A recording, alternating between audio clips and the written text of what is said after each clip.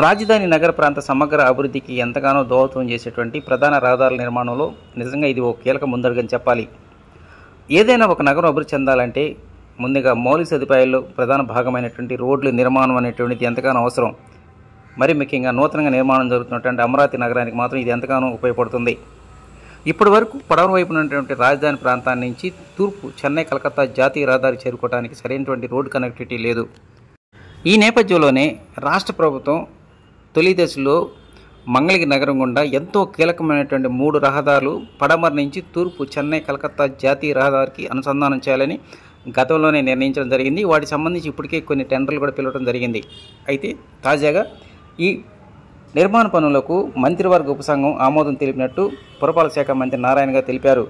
ఇక వాటిలో కీలకమైనటువంటి E13, E15, E11 తాజాగా సీడ్ యాక్సెస్ రోడ్డు అనేటువంటి దాని పొడిగింపుకు మంత్రివర్గ ఉపసంఘం ఆమోదం తెలిపినట్టు మంత్రి నారాయణ తెలిపారు. ఇక E13 అనేటువంటిది SRM యూనివర్సిటీకి ఉత్తరం వైపు అంటే అమృత యూనివర్సిటీకి ప్రక్క నుంచి ఎర్రబాలెం గుండా ఎయిమ్స్ హాస్పిటల్ ప్రక్కన ఉన్నటువంటి రైల్వే ట్రాక్ను దాటుకుంటూ కొండ పక్క నుంచి తూర్పు జాతీయ రహదారికి అనుసంధానం చేయనున్నారు. ఈ రోడ్డు నిర్మాణంలో భాగంగా ఎంతో కీలకమైనటువంటి ROB రైల్వే ఓవర్ బ్రిడ్జ్ నిర్మాణానికి సంబంధించి ఇప్పటికే సాయిల్ టెస్ట్ కూడా పూర్తి చేశారు. అదేవిధంగా ఇక E15 అనేటువంటిది మంగళగిరి మండల పరిధిలో ఉన్నటువంటి నిడమర వైపు నుంచి మంగళగిరి నగరం అనుసంధానం చేయనున్నారు.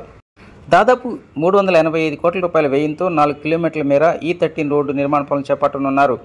అదేవిధంగా ఇక రోడ్ నెంబర్ 3 అంటే సీడ్ యాక్సెస్ రోడ్డు ఇప్పటి వరకు అది వెంకటపాలెం వరకు నిర్మాణ పనులు పూర్తి చేశారు.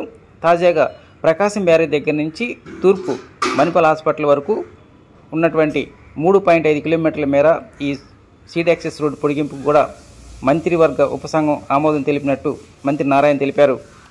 మంగళగిరి నగరానికి ఇప్పటి వరకు ట్రాఫిక్ రద్దీ అనేటువంటిది బాగా పెరిగిందన్న విషయం మనందరూ తెలుసు. అధికారులు చెప్తున్న విధంగానే E13 అదేవిధంగా E15 అనేటువంటి నిర్మాణ పనులు పూర్తయినట్లయితే అటు విజయవాడ నుంచి వచ్చేవాళ్ళు కావచ్చు, గుంటూరు వైపు నుంచి వచ్చేవాళ్ళు కావచ్చు, ఎవరైనా సరే మంగళగిరి నగరం లోపల రాకుండానే డైరెక్ట్గా అమరావతి వైపు నుంచి తూర్పు జాతీయ రహదారి చేరడానికి ఎంతగానో అవకాశాలు ఉంటాయి. వాస్తవానికి ఇప్పటికే ఈ అమరావతి నగరాన్ని 2 భాగాలు చేసినటువంటి విజయవాడ పడమర బైపాస్ రోడ్డు నిర్మాణ పనులు ఇప్పటికే పూర్తయ్యాయి. తాజాగా ప్రధానమంత్రి నరేంద్ర మోడీ గారి పర్యటన రోజున ఇప్పటికే ఈ రోడ్డు మార్గాన రాకపోకలు కొనసాగించారు.